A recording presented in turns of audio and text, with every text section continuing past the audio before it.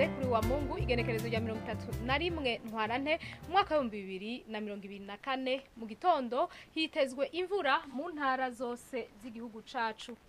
Ahazoba hakanye kurusha handi ni mu ntara za Kayanza, Gitega, Ruyigi na Mwaro aho ibipimo bizoba biri kuri dogere Celsius 15. Ku muhingamo hazobandanya hibonekeza imvura mu ntara zose z'igihugu cacu. Ahazoranga ubushuhe kurusha handi ni mu ntara ya Cibitoke aho ibipimo bizoba biri kuri dogere Celsius 25. Ejo mu gitondo izuba rizoseruka igihe cy'isaha 12:05 rirenge igihe cy'isaha 12:09 zo ku mugoroba. Amakuru atekanye ikirere agarukiye ngaha mu yateguwe n'ikigo ca Ijebu kijejwe ivy'ibirere Nadia Ndayizenje yabashikirije mwakoze kuyakurikira.